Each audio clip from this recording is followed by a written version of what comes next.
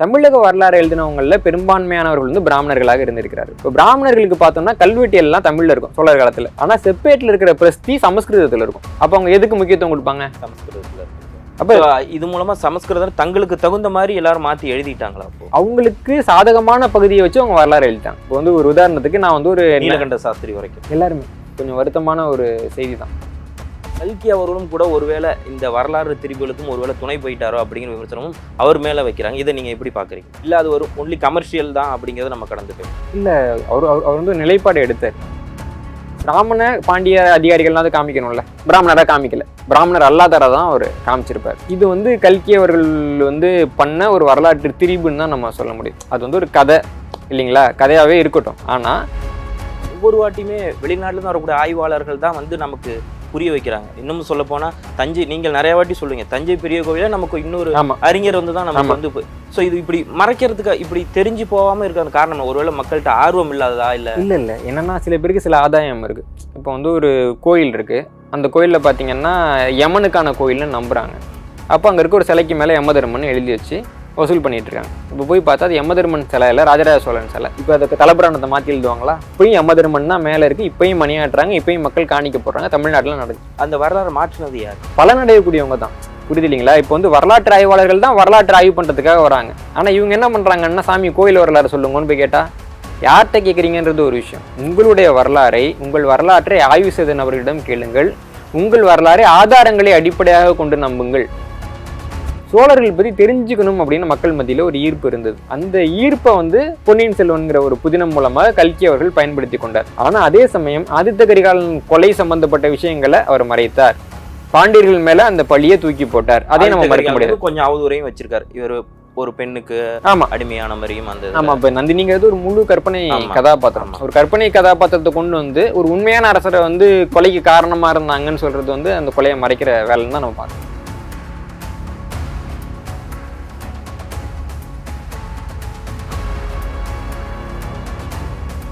Experience 10 days of Grand Europe trip for easy EMI of ₹25,000 only with GT Holidays, South India's #1 travel brand. Periyar Maniamma Institute of Science and Technology, Thanjavur. BTech Biotechnology with specialization in Computer Science and Biology. வணக்கம். ராஜ துரோகம் பண்ணவங்களுக்கு மரண தண்டனை தான் அன்னைக்கு கொடுப்பாங்க. ஆனா ஒரு பிராமணராக இருக்கிறதுனால அவங்களுக்கு வந்து மரண தண்டனை கொடுக்கல. ஸோ பிராமணத்துடைய அந்த ஆகம விதிமுறையும் வந்து ராஜராஜ சோழன் மதிச்சிருக்காரு. ஸோ அங்க தண்டனையும் கொஞ்சம் குறைச்சிருக்காரு அப்படிங்கிற விமர்சனமும் அவர் மீது வைக்கப்படுது. இதை எப்படி பாக்குறீங்க? வந்து எழுதினவன் ஏட்ட கெடுத்தான், படிச்சவன் பாட்டை கெடுத்தாம்பாங்க. உடையார்குடி கல்வெட்டு வந்து முதல்ல படிக்கிறப்போ அதுல வந்து 2 வெவ்வேறு ஆண்டுகள் இருக்கு. முதல்ல எப்படி கல்வெட்டு ஆரம்பிக்குன்னா, ராஜகேஸ்வரனுடைய 2வது ஆண்டுன்னு ஆரம்பிக்கும். அப்ப ராஜராஜன் ஆட்சிக்கு வந்த 2வது வருஷத்துல அந்த கல்வெட்டு பொறிக்கப்படுதுன்னு வருது. அப்படி ஆரம்பிக்கிறப்ப என்ன சொல்லுவாங்கன்னா, ராஜராஜ சோழன் வந்து இந்த உடையார்குடி அந்த பகுதியில் இருக்கக்கூடிய நிலத்தை வந்து ஒரு பிராமண சபை தான் வந்து பறிமுதல் பண்ணி வச்சிருக்காங்க. அந்த ஊர் அவங்க தான் வந்து பாத்துக்கிறாங்க, அவங்க கட்டுப்பாட்டுல இருக்கு. அவங்க நிலத்தை பிடிங்கி வச்சிருக்காங்க. அந்த நிலத்தை விற்பனை செய்யறதுக்காக 2 அதிகாரிகளை ராஜராஜன் நியமிச்சு அந்த ஊருக்கு ஒரு ஓலை அனுப்புனாரு. இப்படி அது ஆரம்பிச்ச பின்னாடி அது என்ன சொல்லணும்னா, அந்த ஓலையில மலையனூரான்னு ஒருத்தரோட நிலத்தை விற்க சொல்லி இருந்தது. அந்த மலையனூரானுக்கும் அவங்க அம்மாவுக்கும் அவனோட பையனுக்கும் நிலம் இருக்கு. அந்த நிலத்தை வியாழ கஜமல்ல பல்லவராயருங்கிற நானு 112 களஞ்சி பொன் கொடுத்து வாங்கி இந்த கோயிலுக்கு வைக்கிறேன் அப்படின்னு அந்த நாட்குறிப்பும் அதுல இருக்கும். அந்த நாட்குறிப்பு பாத்தீங்கன்னா 988வது ஆண்டு ஏப்ரல் மாசத்துக்குரிய நாட்குறிப்பு. ராஜராஜ சோழனோட 2வது ஆண்டுன்னு வர்றப்ப என்ன வரணும்? இவர் வந்து 985 ஆட்சிக்கு வந்தார். அப்போ வந்து 85, 86, 87 வரைக்கும் தான் வர முடியும். 88 ஏப்ரல் வராதா உங்களுக்கு? ஆனா நீலகண்ட சாஸ்திரி என்ன சொல்லிட்டாருன்னா, அப்போ வந்து 2வது ஆண்டுங்கிறது முடிஞ்சு போன ஆண்டா இருக்கணும் அப்படின்னாரு. ஆனா சோழர் காலத்தை அப்படி ஆண்டு கணக்கிடப்படலை. நடந்தது என்னன்னா, ராஜராஜ சோழன் வந்து ஆட்சிக்கு வந்த 2வது ஆண்டுல அவர் என்ன பண்றாருன்னா, ஏற்கனவே கைப்பற்றி இருக்கக்கூடிய நிலத்தை விற்கிறதுக்குன்னு 2 பேரை நியமிக்கிறாரு. இப்படி நியமிச்சுட்டேன்னு சொல்லி ஓலை அனுப்புறாரு. இந்த ஒரு சம்பவம் மட்டும்தான் அவருடைய 2வது ஆட்சி ஆண்டில் நடந்தது. அந்த ஓலையின்படி நில விற்பனை நடந்தது அவருடைய 3வது அல்லது 4வது ஆட்சி ஆண்டில் நடந்த சம்பவம். இந்த நிலம் கையகப்படுத்தப்பட்டதுங்கிறதுக்கும் ராஜராஜ சோழனுடைய ஆட்சி காலத்துக்கும் தொடர்பு கிடையாது. நீலகண்ட சாஸ்திரியார் அதை படிச்சுட்டு எப்படி புரிஞ்சுக்கிட்டாருன்னா, ராஜராஜன் வந்து அதிகாரியை அனுப்புறாரு. அவர் தான் போயிட்டு குற்றவாளிகளை பிடிச்சி அவங்க நிலத்தை பிடிச்சி அந்த நிலத்தை வித்து இது கல்வெட்டா வச்சிட்டாங்கன்னு எழுதியிருக்காரு. அப்படிலாம் நடக்காது. நீங்க வந்து இந்த சோழர் செப்பேடு எடுத்து பாத்தீங்கன்னா, அரசர் வந்து இத்தனாம் தேதி ஆணையிட்டாரு, அதை வந்து முதல்ல வந்து 2 நாள் அல்லது 4 நாளுக்குள்ள வந்து புறவரி திணைக்களம் இருக்கும், அங்க இருக்கிறவங்க முதல்ல எழுதிப்பாங்க. அதற்கு பிறகு ஒரு குழு வந்து அவங்க அனுப்புவாங்க. அந்த குழு போயிட்டு அந்த நிலதானத்தெல்லாம் அளந்து எல்லாம் குறிச்சு அது சரியா வர்றதுக்காட்டியும் 1 வருஷம் ஆகும். ஒரு உத்தரவு இருக்குன்னா நிறைவேற்றதுக்கு 1 வருஷம் ஆகும். அப்ப சோழருடைய மத்த கல்வெட்டு செப்பேட்டெல்லாம் நம்ம ஒப்பிட்டோம்னா தெரியும். ஆனா இதுல மட்டும் உடனே போறாங்களாம், அந்த நிலத்தெல்லாம் கைப்பற்றாங்களாம், கைப்பற்றிட்டு இன்னொருத்தருக்கு விற்கிறாங்களாம் அப்படின்லாம் நடக்காது சோழர் காலத்துல. புரியுதுங்களா? அப்போ வந்து இப்போ ஆர்டிஓ ஆஃபீஸ்ல வந்து ஒரு வண்டியை பிடிச்சி வச்சிருக்காங்க. பிடிச்ச உடனே அடுத்த நாளே வித்துருவாங்களா? அதை அந்த வண்டி முழுக்க துரு பிடிச்சி இன்னமும் எவ்வளவு கிடக்குது. அப்ப என்னைக்காவது ஒரு நாள் அரசாங்கத்துக்கு தோன்றப்ப விற்பாங்க. புரியுது இல்லைங்களா? அப்படியாக ஏற்கனவே இந்த குற்றவாளிகளினுடைய உறவினர்களிடம் வந்து அந்த நிலங்கள் பிடுங்கப்பட்டிருந்தன. அந்த நிலத்தை விற்பனை செய்யறதுக்கு 2 அதிகாரியை நியமிச்சார் ராஜராஜ சோழன். அது மட்டும்தான் அவர் பண்ணது. ஆனா அந்த கல்வெட்டை வந்து சரியா புரிஞ்சிக்காம ராஜராஜ சோழன் காலகட்டத்துல தான் நடவடிக்கையே எடுக்கப்பட்டதுன்னு எழுதி விட்டாங்க. ஆனா அதுக்கு முன்னாடி நடவடிக்கை எடுக்கப்பட்டிருக்கு. அப்ப ராஜராஜ சோழன் அந்த அவங்களை வெளியில பண்ணல. அவங்க சித்தப்பா காலத்திலே அதுக்கு இல்ல சித்தப்பா காலத்துலன்னு சொல்ல முடியாது. இது பிரச்சனை. 2வது பிரச்சனை என்னன்னா, ஆட்சி ஆண்டு கணிக்கிறப்ப பாத்தீங்கன்னா சோழர் வந்து 2 அரசர்களா ஆட்சி பண்ணிருக்காங்கன்னு நம்ம சொன்னோம். ஆனா வந்து முன்னாடி இருந்த எல்லாருமே ஒவ்வொரு அரசர்னு கணக்கு போட்டாங்க. புரியுது இல்லைங்களா? அப்ப என்னன்னா சுந்தர சோழர் வந்து இருக்கிறாரு. அவர் வந்து 17 ஆண்டு ஆட்சி பண்ணிருக்காருங்கிறதுக்கு 4 கல்வெட்டு இருக்கு. அப்போ அவருடைய ஆட்சி ஆண்டு 17. அதற்கு பிறகு வந்து உத்தம சோழன் இருக்காரு. அவர் வந்து 16வது ஆட்சி ஆண்டுல கொடுத்த அந்த கல்வெட்டு நமக்கு இருக்குது. அதற்கு பிறகு ராஜராஜ சோழன் 985வது ஆண்டுல அவருடைய ஆட்சி வந்தது. இவங்க என்ன பண்ணாங்கன்னா அந்த ஆட்சி ஆண்டத்துக்கு ஒண்ணுக்கு பின்னாடி ஒண்ணுன்னு வச்சுட்டாங்க. வச்சுட்டு பாக்குறப்ப என்ன வருதுன்னா இவங்களுக்கு வந்து ஒரு தப்பான கணக்கு வந்துருச்சு. உதாரணத்துக்கு இவங்க எல்லாம் என்ன சொல்றாங்க, ஆதித்த கரிகாலன் கொல்லப்பட்டு வந்து 969வது ஆண்டு அப்படின்னு சொல்றாங்க. இது வந்து அந்த கணக்கீடே தப்பான கணக்கீடு. இப்ப கணக்கீடே தப்பு. இப்ப சமீபத்திய ஆய்வுகளின்படி நம்ம பார்த்தோம் அப்படின்னா, ஏன்னா இப்போ கணக்கீட்டுல நான் ஏற்கனவே சொன்னேன், இப்ப கல்வெட்டுல வந்து வானியல் குறிப்பு இருக்கும். இந்த அரசனுடைய 2வது ஆட்சி ஆண்டில்னு சொல்லி அன்னைக்கு அந்த நட்சத்திரத்துல அப்படின்னு இருக்கும். அப்ப 2ஐயும் ஒப்பிட்டு பார்க்கணும். முதல்ல ஒப்பிட்டு பார்த்தாதான் அந்த அரசோட ஆட்சி ஆண்டு நமக்கு தெரிய வரும். ஆனா அப்ப பாத்தீங்கன்னா அப்படி பண்ணல. இவர் ஆட்சி முடியுதா, அப்ப அடுத்து இவர் ஆட்சி தூக்கி போட்டுக்க. புரியுது இல்லைங்களா? அப்ப என்ன ஆகும், எல்லாரும் ஆட்சி ஆண்டு தப்பாயிட்டு. இப்ப சமீபத்துல கிடைச்ச கணக்கீட்டின் படி நம்ம பார்த்தோம் அப்படின்னா இந்த கணக்கு எல்லாமே மாறி இருக்கு. இப்போ வந்து கண்டராதித்தர் 13 வருஷம் ஆட்சி பண்றாரு. அரிஞ்சயன்னு ஒரு அரசர் இருப்பாரு. அவர் வந்து பதவி ஏற்று ஓராண்டு அல்லது சில மாதங்கள் ஆட்சி பண்ணாருன்னு எல்லாம் எழுதியிருக்காங்க. ஆனா சமீபத்திய ஆய்வுகளின்படி ஒரு 13 வருஷம் ஆட்சி பண்ணிருக்காருன்னு நமக்கு கிடைக்குது. அந்த 1 வருஷம் அப்படிங்கிறது தப்பு. ஒரு 12 வருஷம் ஆட்சி காலத்தை எடுக்கல, அவங்க கணக்குல எடுக்கல. அதற்கு பிறகு சுந்தர சோழன் வர்றாரு. சுந்தர சோழன் வந்து 962ல இருந்து 979 வரைக்கும் ஆட்சி பண்றாரு. 979 வரைக்கும். நீங்க வந்து ஆதித்த கரிகாலனோட கொலையை பாத்தீங்கன்னா அவர் 71ல தான் கொல்லப்படுறாரு. ஒரு 9 வருஷம். அந்த 9 வருஷம் இவரு சுந்தர சோழர் தான் வந்து ஆட்சியில இருக்கிறாரு. அவரோட பிள்ளை நடவடிக்கை கண்டிப்பா எடுத்திருப்பாரு. பையன் வந்து கொல்லப்படுறாரு. 9 வருஷம் அப்பா ஆட்சியில இருக்காரு. அப்புறம் யார் நடவடிக்கை எடுத்திருப்பாங்க? பழைய கணக்கு எழுதுறப்ப என்ன ஆச்சுன்னா, அந்த நீலகண்ட சாஸ்திரியார் வந்து மகன் இறந்த துக்கத்துல வந்து சுந்தர சோழன் சீக்கிரம் செத்து போயிட்டாருன்னு எழுதினார். ஆமா, நீங்க கூட உங்களுடைய ராஜராஜ சோழனோட அந்த இதுல சொல்லியிருப்பீங்க. ஆனா கொஞ்சம் அவங்க வந்து தெய்வ இலக்கியங்கள் அந்த இதுல இருக்கும்படி தேவர்களுக்கு வந்து தேவர்கள் வந்து பிரச்சனைன்னு சொல்லி சுந்தர சோழர் மேல போயிட்டாருன்னா எழுதி. சுந்தர சோழர் ரொம்ப நோய்வாய்ப்பட்டு தான் இறந்திருப்பாரு. ஆமா. ஆனா இப்ப சமீபத்திய கணக்கு பாத்தீங்கன்னா நமக்கு அப்படி கிடைக்கல. இப்ப நீலகண்ட சாஸ்திரியோட கணக்குப்படி 969ல வந்து ஆதித்த கரிகாலன் இறந்து போயிடுறாரு. 973 கிட்டக்க சுந்தர சோழன் இறக்குறாரு நீலகண்ட சாஸ்திரியோட கணக்குப்படி. தீவை சதாசிவ பண்டாரத்தர் வந்து நீலகண்ட சாஸ்திரி கொடுத்த நம்பரை பார்க்காம அவர் சொன்னதை வச்சு எழுதினார். அப்ப அவர் என்ன தப்பு பண்ணிட்டாருன்னா, ஆதித்த கரிகாலன் இறந்த உடனேயே சுந்தர சோழன் இறந்துட்டாரு அப்படின்னு சொல்லிட்டாரு. நிறைய பேர் வந்து அப்படிதான் புரிஞ்சுக்கிட்டாங்க. மகன் செத்து போயிட்டான், சோகத்துல இறந்துட்டான். ஏன்னா அடுத்து நம்ம என்ன சொல்றோம், உத்தம சோழன் ஆட்சி வந்துட்டுன்னு சொல்றோமா. உடனே அப்ப சுந்தர சோழன் உயிரோட இருக்கப்ப இப்படி உத்தம சோழன் வர முடியும் அப்படின்னு யோசிச்சிடும். நடந்தது அது கிடையாது. உத்தம சோழன் வந்து பாத்தீங்கன்னா அவர் வந்து இவருக்கு சுந்தர சோழருக்கு போட்டியா வரல. சுந்தர சோழர் இருக்காரு, அவருக்கு கீழே ஆதித்த கரிகாலன் இருக்கிறாரு 2வது அரசரா. ஆதித்த கரிகாலன் இறந்த உடனே அவர் இடத்துக்கு தான் உத்தம சோழர் வர்றாரு. அதே சுந்தர சோழர் தான் மேல இருக்காரு.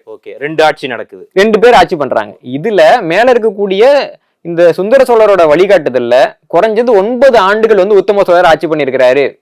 கல்வெட்டு இருக்கு. புரியுது இல்லைங்களா? அதே மாதிரி வந்து இவர் ஆட்சிக்கு வந்த பின்னாடி ராஜராஜன் வந்து இவரு கீழே சில ஆண்டுகள் ஆட்சி பண்ணிருக்காரு. ராஜராஜன் ஆட்சிக்கு வந்தப்ப ராஜேந்திர சோழன் அவர் கீழே ஆட்சி பண்ணிருக்காரு. இதுதான் அப்ப இருந்த முறை. சோ அது எப்படின்னா, இப்போ ஒரு வாரிசு அடிப்படையில அவங்க வருதுன்னா முதல்ல அவங்க பெரிய அரசரா இருப்பாங்க, அவங்களுக்கு கீழே ஒரு சின்ன கைடு பண்ணுவாங்க. இல்ல அதாவது நம்ம வந்து வெளியில இருந்து பாக்குறப்ப அந்த மாதிரி இருக்கு. 2 பேருமே வந்து அரசர்கள் தான் கல்வெட்டுல குறிப்பிடப்படுறாங்க. 2 பேருக்குமே அதிகாரம் இருக்கு. அப்ப என்னன்னா, இப்போ ஒரு போருக்கு எப்ப வேணாலும் நடக்கலாம். போருக்கு வரப்ப அந்த அரசர் இறந்து போயிட்டாருன்னா என்ன ஆகும்? கண்டிப்பா இல்லீங்களா? அப்ப முதல்வர் துணை முதல்வர் அப்படிங்கிற அப்படி கூட நம்ம சொல்ல முடியாது. 2 முதல்வர்கள். ஏன்னா வந்து இப்ப கல்வெட்டுல பாத்தீங்கன்னா இவர் முக்கியமான அரசர், இவர் முக்கியம் இல்லாத அரசருங்கிற மாதிரியோ அப்படி எல்லாம் குறிப்பில்ல. ஆதித்த கேசரி, பரகேசரி. இந்த ஆதித்த கேசரி இந்த ராஜகேசரி பரகேசரி தான் முறை. ஒரு ராஜகேசரி இறந்துட்டாருன்னா இவருக்கு பின்னாடி இன்னொரு ராஜகேசரி வந்துருவாரு. இப்படி மாற்றி மாற்றி அவங்க வச்சிருக்கிறாங்க. இதான் சோழர் காலத்து சிஸ்டம். இந்த சிஸ்டத்தை நம்ம புரிஞ்சுக்காம ஒரு ஒட்டுமொத்த வரலாறையும் எழுதுறப்ப எப்படி இருக்கும், புரியுது இல்லைங்களா? அப்போ நமக்கு கிடைச்சிருக்கிற ஆதாரங்களின்படி ஆதித்த கரிகாலன் இறந்த போதும் அதற்கு பிறகு ஒரு 9 ஆண்டுகளுக்கு ஆட்சியில் இருந்தவர் சுந்தர சோழர். சுந்தர சோழர் தான் இந்த பிராமணர்களுக்கு தண்டனை கொடுத்து அந்த நிலங்களை பிடிங்கி வச்சிருப்பாரு. அந்த நிலம் விற்கப்படாம இருக்கு. ஏன்னா நிறைய பேர்கிட்ட இந்த நிலம் பிடுங்கிறப்ப ஒரே நாள்ல விற்க முடியாது. ராஜராஜன் ஆட்சிக்கு வர்றாரு, நிலம் சும்மா இருக்குதே விற்கலாம் அப்படின்ட்டு 2 பிராமண அதிகாரிகளை அவர் நியமிக்கிறாரு. ஏன்னா பிடுங்கப்பட்ட சொத்து வந்து பிராமணர் சொத்துன்றப்போ இவங்க கொஞ்சம் சரியா இருந்து அந்த சொத்தை வித்து தருவாங்கன்னு 2 பிராமண அதிகாரியை நியமிக்கிறாரு. அந்த பிராமண அதிகாரிகள் மூலமாக வியாழ கஜமல்ல பல்லவராயருங்கிற ஒரு அந்த நிலத்தை வாங்குறாரு. அந்த நிலத்தை வாங்கினவர் இந்த விஷயம் வெளியில தெரியணுங்கிறதுக்காக ஒரு கல்வெட்டு எழுதி வைக்கிறாரு. அந்த கல்வெட்டை தப்பா படிச்சவங்க இந்த குற்றவாளிகள் தண்டிக்கப்பட்டதும் அதே ஆண்டு தான், உத்தரவு போனதும் அதே ஆண்டு தான், நிலம் விற்கப்பட்டதும் அதே ஆண்டு தான், கல்வெட்டு வைக்கப்பட்டதும் அதே ஆண்டு தான் எழுதியிருக்காங்க. அப்படி எந்த கல்வெட்டும் வைக்கப்பட முடியாது. ஸோ இதெல்லாம் தெரிய வர்றது என்ன அப்படின்னா, அவங்க தண்டிக்கப்பட்டதுக்கும் ராஜராஜ சோழனுக்கும் எந்த விதமான பெரிய தொடர்பு எதுவுமே கிடையாது. சுந்தர சோழருடைய காலகட்டத்திலே அவருக்கான தண்டனைகள் வழங்கப்பட்டிருக்கு. ஸோ இப்போ இவ்வளவு தூரம், ஏன்னா நம்ம சோழர்கள் அப்படின்னு பாக்குறப்ப நமக்கு முதல்ல ஞாபகம் வர்றது ராஜராஜ சோழன் தான். நம்ம விஜயாலய சோழன் அப்படிலாம் உங்களை மாதிரியான இவங்க எல்லாருமே நீங்க தான் கொஞ்சம் அந்த ஹிஸ்டரியா அந்த இதுல சொல்லுவீங்க. எங்களுக்கு நார்மலா இருக்க பீப்புளுக்கு ஞாபகம் வருது ராஜராஜ சோழன், அதுக்கப்புறம் ராஜேந்திர சோழன் அப்படின்னு. ஆனா இடைப்பட்ட காலத்துல இப்ப நீங்க சொல்றதுல இருந்து தான் தெரியுது, சில சொல்ல போனா தண்டனைகளே வந்து அவங்க அப்பா கொடுத்துட்டாரு அப்படிங்கிற. இதுல ஆதித்த கரிகாலனுடைய இந்த கொலை வழக்கு இதை மட்டுமே நீங்க, ஏன்னா இதுக்கு முன்னாடி நீங்க பல்லவர்கள் வரலாறு எழுதிருக்கீங்க, வரலாற்றுன்னு சில திருத்தங்கள் சொல்லிட்டு உலகளாவே நடந்த அந்த சில விஷயங்கள் என்ன வதந்திகள் அதெல்லாம் எழுதிருக்கீங்க. இந்த ஆதித்த கரிகாலனுடைய கொலை வழக்கு இதை மட்டுமே பர்டிகுலரா எடுக்கிறதுக்கான காரணம் என்ன? இல்லை என்னன்னா, இந்த பிரச்சனையை பொறுத்த வரைக்கும் நம்ம வந்து ஒரு பர்டிகுலர் கால்குலேஷனை தெரிவிக்கல. இந்த ஒரு கொலையை நம்ம புரிஞ்சிக்க கூடாதுங்கிறதுக்காக அளவுகோல்களை நிறைய மாற்றி வச்சிருக்கிறாங்க. Scales are wrong. உதாரணத்துக்கு வந்து இந்த உடையார்குடி கல்வெட்டு என்ன சொல்லுவாங்க, ராஜராஜனோட கல்வெட்டுன்ட்டாங்க. குழம்பிடுவோமா? அது ராஜராஜனோட கல்வெட்டு கிடையாது, அந்த நிலத்தை வாங்கினவரோட கல்வெட்டு. அதே மாதிரி செப்பேடுன்னா சோழர் செப்பேடும்பாங்க. சோழர் செப்பேடுன்றது தப்பான வார்த்தை. சோழர் கால செப்பேடு. அது எழுதினது வச்சுக்கிட்டது பிராமணர்கள். ஆமா, எழுதினவங்க பேர் இருக்கு அதுல. யாருன்னா வந்து இந்த மர வேலைகள் பண்ணக்கூடிய, அந்த பாத்திர வேலைகள் பண்ணக்கூடியவங்க, அவங்க தான் அந்த செப்பேட்டை எழுதிருக்காங்க. அவங்க தான் சோழர்கள். அவங்களுக்கு புரியுது இல்லைங்களா? அதே மாதிரி பார்த்தா நாச்சியப்பன் பாத்திர அதே மாதிரிதான். என்ன வருது அப்படின்னா, முதல்ல வந்து அந்த வரலாற்று ஆவணங்கள் எப்படி நம்ம புரிஞ்சுக்கணும் இல்லைங்களா? இப்ப நம்ம வந்துட்டு ஒரு இடத்த பத்தி விசாரிக்கணும், சரிங்களா? ஒரு ரியல் எஸ்டேட் புரோக்கர்ட்ட போயிட்டு அந்த நிலம் எங்கெங்க இருக்கு அப்படின்னா, சென்னைக்கு மிக அருகில் அப்படின்றவர். இதே ஒரு ஆட்டோக்காரரை கூப்பிட்டு, ஏன்ப்பா அவ்வளவு தூரம் போகணும், எவ்வளவு காசு வேணும்னு கேட்டா, சென்னைக்கு அருகில் இருக்கு, 20 ரூபாய்க்கு கொண்டு போய் விடுறேன்னு சொல்லுவாரா? இல்லையா? அப்ப என்னன்னா, நம்ம யாருக்கிட்ட அந்த கேள்வியை கேட்கிறோங்கிறத பொறுத்து அது மாறுபடும்.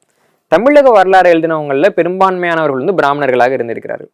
இப்போ பிராமணர்களுக்கு பார்த்தோம்னா கல்வெட்டு எல்லாம் தமிழ்ல இருக்கும் சோழர் காலத்துல. ஆனா செப்பேட்ல இருக்கிற பிரஸ்தி சமஸ்கிருதத்துல இருக்கும். அப்ப அவங்க எதுக்கு முக்கியத்துவம் கொடுப்பாங்க? சமஸ்கிருதத்துல இருக்கிறது. அப்ப இது மூலமா சமஸ்கிருதம் தங்களுக்கு தகுந்த மாதிரி எல்லாரும் மாத்தி எழுதிட்டாங்களா? அப்போ அவங்களுக்கு சாதகமான பகுதியை வச்சு அவங்க வரலாறு எழுதிட்டாங்க. இப்போ வந்து ஒரு உதாரணத்துக்கு நான் வந்து ஒரு நீலகண்ட சாஸ்திரி வரைக்கும் எல்லாருமே, அது கொஞ்சம் வருத்தமான ஒரு செய்தி தான். ஏன்னா நான் வந்து இப்போ செப்பேடை படிக்கிறப்போ அது எப்படி நீங்கள் வந்து அதை போய் ஒரு வரலாற்று ஆதாரம்னு கொண்டு வருவீங்கன்ற மாதிரி இருக்கும். படிக்கிறப்பே நமக்கு தெரிஞ்சிடும். அதில் வந்து இப்போ செப்பேட்டில் பார்த்தீங்கன்னா மொதல் விஷயம் வந்து கோணோலைன்னு ஒன்று இருக்கும். இப்போ ஒரு அரசர் வந்து ஒரு தானத்தை கொடுக்குறாரு, உறுதி பண்ணுறாருன்னா, என்ப்பா இன்னார் வந்து எனக்கு விண்ணப்பம் கொடுத்தாரு இந்த நிலத்தை மாற்றி கொடுக்கணும்னு, அதனால நான் அந்த உத்தரவு போடுறேன்னு சொல்லிட்டு நாட்டார்னு ஒருத்தவங்க இருப்பாங்க, அவங்களுக்கு அனுப்புவாங்க. இந்த நாட்டாருக்கு கீழே தான் பார்த்தீங்கன்னா ஊரும் இருக்கும், சபையும் இருக்கும். ஊருங்கிறது வந்து பிராமணர் அல்லாதவர்களுடைய நிர்வாக அமைப்பு, சபைங்கிறது பிரம்மதேயத்தோட நிர்வாக அமைப்பு. இந்த நாட்டார் என்ன பண்ணுவாங்கன்னா, இந்த தானத்தை வந்து நிறைவேற்றி திருப்பி வரையோலை அப்படின்னு ஒன்று வாசிப்பாங்க. வரையோலைன்னா அரைதல், புரியுதுங்களா? அரையோலை அரைந்து சொல்றது மக்களுக்கு. இந்த மாதிரி வந்து ராஜா வந்து ஒரு இத்தனாம் தேதி வந்து எங்களுக்கு ஒரு கடிதம் போட்டாரு, கோணோலை எழுதினாரு, அதை வச்சு இந்தந்த ஊர்ல இருக்கிற நிலத்தெல்லாம் வச்சு இன்னாருக்கு நாங்கள் வந்து அதை அளந்து இந்த கல்லு நட்டு கொடுத்துருக்குறோம், அதனால இது செல்லுன்னு சொல்லிட்டு இந்த யாரெல்லாம் அதுல பங்கேற்றாங்களோ அவங்கலாம் கையெழுத்து போடுவாங்க. எல்லாரும் கையெழுத்து போட்டு டாக்குமெண்ட் பண்ணுவாங்க. இந்த டாக்குமெண்டோட ஒரு காப்பி வந்து யார் வந்து அந்த நிலத்தை தானமா பெற்றாங்களோ அவங்க எடுத்து வச்சுப்பாங்க. இப்போ நான் அந்த டாக்குமெண்ட் காப்பி இருக்குல்ல, அதை வந்து செப்பேடா பண்ணணும்னா அதை எடுத்துட்டு வந்து ஒரு சமஸ்கிருத பண்டிதர்கிட்ட போயிட்டு நான் என்ன சொல்லுவேன்னா, அது செப்பேடா பண்ணி கொடுங்கன்னு சொல்லுவேன். என்னோட நோக்கம் என்னன்னா, அரசாங்கத்தோட உத்தரவை வந்து செப்பேடா மாத்துறது இல்லை, இதை வந்து நிலையான தானமா மாற்றணும். நிலையான தானம்னா என்னன்னா, இப்போ ஒரு அரசர் இருக்காரு, இவர் மறைஞ்சு போயிட்டு நாளைக்கு ஒரு பையன் வருவார், இந்த பையன் வந்து தானத்தை பிடிக்கிட்டாருன்னா என்ன பண்றது? அப்ப என்ன பண்ணுவாங்கன்னா, அந்த தானத்தை பண்றவங்க அந்த சோழ வம்சத்தை பத்தி சொல்லுவாங்க. சோழர்கள் வந்து பிராமணர்களுக்கு இதை கொடுத்தாருங்க, அதை கொடுத்தாங்க. பிராமணர் நெறிக்கு வந்து அவங்க வந்து எதுவுமே குந்தகமே விளைவிக்கல, அப்படியாப்பட்ட சோழ வம்சத்தை சேர்ந்த இந்த அரசர் எங்களுக்கு இந்த தானத்தை கொடுத்தாரு, அதுக்கு பின்னாடி வரக்கூடிய சந்ததிகள் வந்து இந்த தானத்தை ஒண்ணுமே பண்ணக்கூடாதுன்னு சோழ அரசர் இறைவனை வேண்டிக்கிட்டாரு அப்படின்னு எழுதுவாங்க. இதெல்லாம் சமஸ்கிருதத்துல இருக்கும், தமிழ்ல இருக்காது. இப்ப நம்ம என்ன பண்ணோம்னா, ஒரே செப்பேட்ல கோணோலைன்ற அரசனோட கடிதம் இருக்கு, அரையோலைன்ற அரசு அதிகாரிகள் எழுதின பகுதி இருக்குது. இதுல இருந்து எடுத்து வரலாறு எழுதுனா நம்ம வரலாறுன்னு ஒத்துக்கலாம். ஆனா ஒரு பிராமண கவிஞர் வந்து இந்த தானம் வந்து பறிபோயிடக்கூடாதுங்கிறதுக்காக ஒரு கவிதை எழுதியிருப்பார்ல, அந்த கவிதைக்கு பேர் பிரஸ்தின்னு பேரு. அந்த கவிதையை வச்சு வரலாறு எழுதுறாங்க. இப்போ என்னன்னா, இப்போ பெரும்பாலும் சொல்லக்கூடிய விஷயம் என்ன அப்படின்னா, இப்போ அதுக்கு அடுத்த வரக்கூடிய பெரும் குற்றமா இல்லை இது விமர்சனமாகவும் அவங்க சொல்லக்கூடிய விஷயம் என்ன அப்படின்னா, கல்கி அவர்களும் கூட இது படம் அப்படிங்கிற ஒரு இது இருந்தாலும் கல்கி அவர்களும் கூட ஒருவேளை இந்த வரலாறு திரிபுகளுக்கும் ஒருவேளை துணை போயிட்டாரோ அப்படிங்கிற விமர்சனமும் அவர் மேலே வைக்கிறாங்க. இதை நீங்கள் எப்படி பார்க்குறீங்க? இல்லை அது ஒரு ஒன்லி கமர்ஷியல் தான் அப்படிங்கிறத நம்ம கடந்து போயிடலாமா? இல்லை, அவர் வந்து நிலைப்பாடு எடுத்தார். ஏன்னா நீங்கள் வந்து பார்க்குறப்போ தீவை சதாசிவ பண்டாரத்தார் வந்து சொல்லிட்டாரு தெளிவாக, பிராமணர்கள் தான் கொலை செஞ்சாங்க அப்படின்ட்டு. பொன்னியின் செல்வனுக்கு மூல ஆதாரமாக இருந்த 2 நூல்ல ஒன்று வந்து சோழர்கள், இன்னொன்று வந்து பிற்கால சோழர் சரித்திரம் சதாசிவ பண்டாரத்தாரோட. ஆனா அவருடைய வாதத்தை கல்கி ஏத்துக்கல. உள்ள மட்டும் சொல்லியிருக்காரு, நாம இவங்களோட மட்டும். அதான் எதை முழுக்க எடுத்துக்கல. அப்ப இவங்க பிராமணர்கள்ங்கிறத வந்து கல்கி எடுத்துக்கல. எடுத்துக்காம ஒருத்தர் பேர்ல பஞ்சவன்கிற ஒரு வார்த்தையை வச்சுக்கிட்டு பஞ்சவன்னே வச்சுங்க. பஞ்சவனுக்கு பக்கத்துல பிரம்மாதிராஜன் இருக்கா? அப்போ பிராமண பாண்டிய அதிகாரிகள்லாம் அது காமிக்கணும்ல. பிராமணரா காமிக்கல, பிராமணர் அல்லாதாரா தான் அவர் காமிச்சிருப்பார். இது வந்து கல்கி அவர்கள் வந்து பண்ண ஒரு வரலாற்று திரிபுன்னு தான் நம்ம சொல்ல முடியும். அது வந்து ஒரு கதை இல்லைங்களா, கதையாவே இருக்கட்டும். ஆனா அந்த கதை எந்த நிலைப்பாட்டிலேருந்து எழுதப்படுது அப்படின்றது. அது போக வந்து அந்த கதையில வந்து நிறைய பிராமண சார்பான சில இடங்கள் இருக்கும். உதாரணத்துக்கு வந்து குடந்தை ஜோதிடர் அப்படின்னு ஒரு ஆள் வச்சிருப்பாங்க. சோழர் காலத்து கல்வெட்டெல்லாம் நம்ம எடுத்து பார்த்தோம்னா அப்போ ஜோதிடர்கள்லாம் இல்லை. அப்போ வந்து இருந்தவங்க கணியர்கள் இருப்பாங்க, வள்ளுவர்கள் இருப்பாங்க. இவங்கெல்லாம் வந்து பிராமணர் கிடையாது, இவங்கெல்லாம் தமிழர்கள். இவங்க தான் வந்து பார்த்தா அப்போ 4 ஜாதகம்லாம் குறிச்சாங்க. அப்போ சரியா கொடுக்கணும்ல. அப்போ வந்து அது ஒரு பிராமண பாத்திரம். அதே மாதிரி வந்து ஆழ்வார்க்கடியான்னு அதுவும் வந்து ஒரு பிராமண பாத்திரம். அப்போ இல்லாத பிராமண பாத்திரங்கள், இருந்த பிராமணருக்கு பதிலா தமிழ் பாத்திரங்கள் இல்லைங்களா.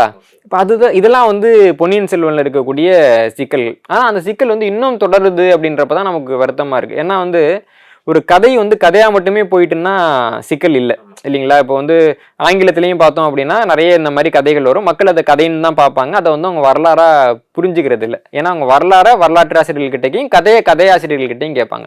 தமிழ்நாட்டோட சாபக்கேடு என்னன்னா, இங்க வந்து இந்த பொழுதுபோக்கு நூல்கள் வந்து 1,00,000 விற்கிது அப்படின்னா வச்சுக்கோங்களேன், வரலாற்று நூல்கள் 1000 கூட விற்காது. வரலாற்று ஆய்வாளர்கள் தொடர்ச்சியா எழுதுறது என்னன்னா, என் புத்தகம் வந்து 500 பிரதிகள் கூட போகல. இன்னைக்கு காலங்காலமா அதான் நிலைமை, புரியுது இல்லைங்களா. இப்போ வரலாறை படிக்காத ஒரு கூட்டம் வந்து அந்த வரலாற்று புனைவு மட்டும் படிக்கிறப்ப என்ன ஆகுன்னா புனைவு வரலாறாக மாறுகிறது. இது வந்து இந்த மக்கள் மேலேயும் இதுல குற்றம் இருக்கு, நம்ம வந்து இல்லைன்னு சொல்ல முடியாது. அதனால வந்து இப்போ பொன்னியின் செல்வன் மாதிரியான ஒரு புதினங்களை படிக்கிறப்போ அது வந்து கல்கி என்ன புரிஞ்சுக்கிட்டாரோ அதுல இருந்து எழுதியிருக்கிறாரு. கல்கிக்கு ஒரு சொந்த நிலைப்பாடு இருக்கு, அதுல இருந்து அவர் எழுதிக்கிறாரு அப்படின்னு நம்ம அதை புரிஞ்சுக்கலாமே தவிர சோழர் வரலாறு கல்கி எழுதிட்டாரு அப்படின்லாம் அதை புரிஞ்சுக்கூடாது. பொன்னியின் செல்வன் வந்து சோழர் வரலாறு கிடையாது. இதுல ஏன் ஆதித்த கரிகாலனோட வரலாறு பிற்காலத்துல ஏன் ரொம்ப ஏன்னா அவருடைய ஆட்சி முறைங்கிறது இருந்திருக்கும், நீங்க அதை தான் இப்ப எழுதியிருக்கீங்க. அவரோட ஆட்சி முறையில எப்படி இருந்துச்சு, அவருடைய வரலாறு ஏன் ராஜேந்திரன் அளவுக்கு பேசப்படலை? ஆதித்த கரிகாலனுக்கு என்ன நடந்ததுன்னே நமக்கு தெரியாது. ஆரம்பம் 31 வரைக்கும் அவருக்கு என்ன நடந்ததுன்னு நமக்கு தெரியாது. அதுக்கு முன்னாடி பாத்தீங்கன்னா ஆதித்த கரிகாலன் வந்து அவரும் என்னன்னா விண்ணுலகை காண வேண்டும் என்ற ஆசையால் இறந்து போனார் அப்படின்ட்டு நமக்கு திருவாலங்காட்டு செப்பேட்ல இருக்கு. எழுதின மாதிரியே ஒரு கதையை எழுதிட்டாங்க, எல்லாம் நம்பிட்டு இருக்காங்க. 31ல போய் படிக்கிறப்போ பிராமணர்களால கொல்லப்பட்டாங்கன்னு வருது. 34லயே அதை மண்ணை போட்டு மூட்டாங்க. திருப்பி வந்து சதாசிவ பண்டாரத்தாருங்கிற ஒரு ஆய்வாளர் மேலே மண்ணை போட்டு மூடிட்டாங்க.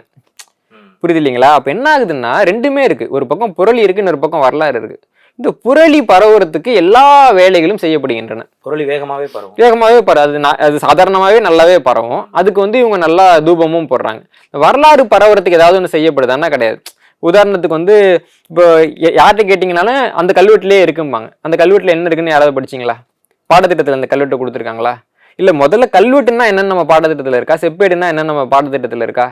இதெல்லாம் மறைச்சிட்டு இப்போ ஒரு செப்பேட்ல இருக்குன்னு கொண்டு வந்துட்டு அந்த பிரஸ்தி, இந்த பிராமண கவிஞன் எழுதின வரியை கொண்டு வந்துட்டு இதான் செப்பேட்டு வரி. அது எப்படி சொல்லுவாங்கன்னா சோழர் செப்பேடு இவ்வாறு கூறுகின்றதுன்னு குறிப்பிடுவாங்க. அது முதல்ல சோழர் செப்பேடும் கிடையாது, அது எழுதின சோழர்களும் கிடையாது, அதுல இருக்கிறது வரலாறும் கிடையாது. இப்படியாக வரலாற்றுக்கு தப்பான ஆதாரங்களை வந்து காமிக்கிறப்ப என்ன ஆகுதுன்னா அந்த வரலாறு வந்து அடிபட்டு போகுது.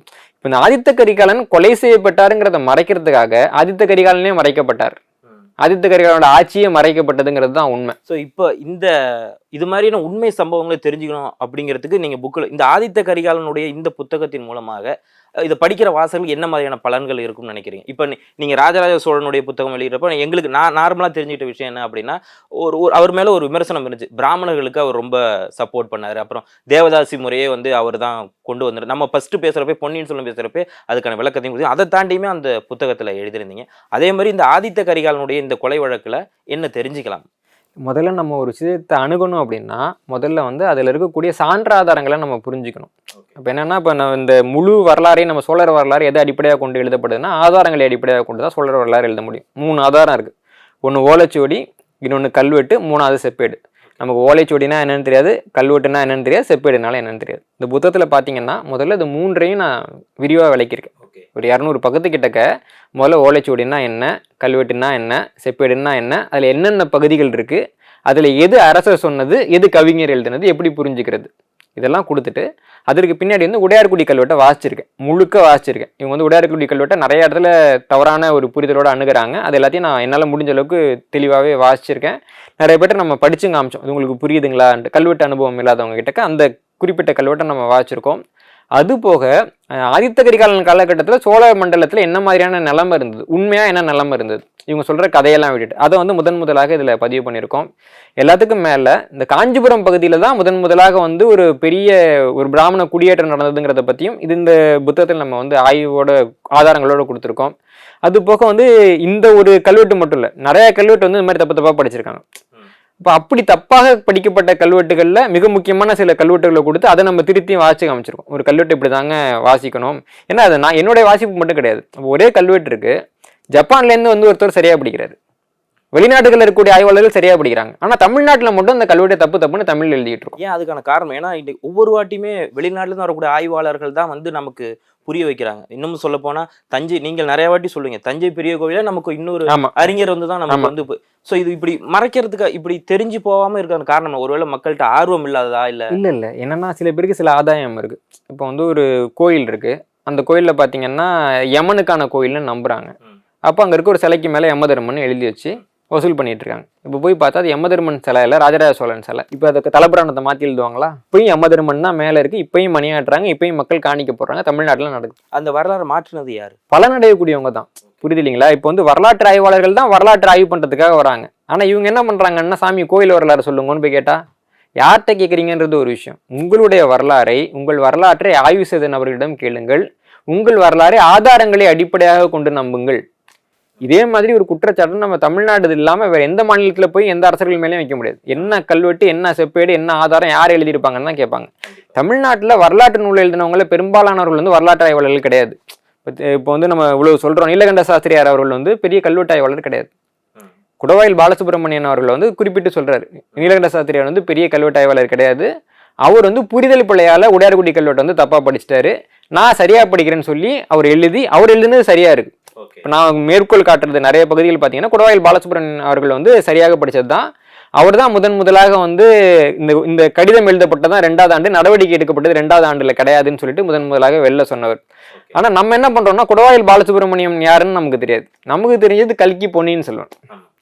புரியுது இல்லைங்களா? இதுதான் நம்ம சிக்கல். அப்போ வந்து இப்போ வேற்று மாநிலத்தில் இருக்கவங்களா வந்து பொன்னியின் செல்வன் உங்க வரலாறுன்னு சொல்றாங்க, நம்மளே சொல்றோம். இதுதான் அதில் இருக்கிற அவலம். ஸோ ஆனாலும் இந்த பொன்னியின் செல்வன் மூலமா தமிழ் அரசரோட வரலாறு கொஞ்சம் தெரிஞ்சுக்கிறதுக்கு ஒரு ஆர்வத்தை தூண்டுதுன்னு இதை எடுத்துக்கலாமா? ஒரு பாசிட்டிவ்ல மக்களுக்கு ஒரு ஆர்வம் வந்தது. அந்த ஆர்வத்தை பொன்னியின் செல்வன்கிற புதினம் பயன்படுத்தி கொண்டது. புரியுது இல்லைங்களா? ஆமா. இப்போ ஒரு உதாரணம் சொல்றேன். நான் வந்து எழுத்தாளராக இருக்கிறப்போ ஒரு எழுத்தாளர் என்கிட்ட கேட்டாரு, நானும் இதே மாதிரி தான் ஒரு கேள்வி கேட்டேன். இப்போ வந்து எல்லாத்த பத்தியுமே எழுதிடலாம் இல்லைங்களா? ஒரு எழுத்தாளருங்கிறப்போ நம்ம எதை பற்றி எழுதுறோங்கிறது தான் நம்ம யாருங்கிறத முடிவு பண்ணோம், நம்ம எல்லாத்தையுமே எழுதிட முடியாது அப்படின்னு சொல்லிட்டு ஒரு விஷயம் சொன்னார். இப்போ ரொம்ப கூட்டமாக வரக்கூடிய 2 இடம் இருக்குது. ஒன்று தீநகர், இன்னொன்று திருப்பதி. இப்போ தீநகர் பற்றி நீ ஒரு புத்தகம் எழுது, திருப்பதியை பற்றி ஒரு புத்தகம் எழுது, 2ல் உனக்கு எதுக்கு மரியாதை கிடைக்கும் அப்படின்னு கேட்டார்.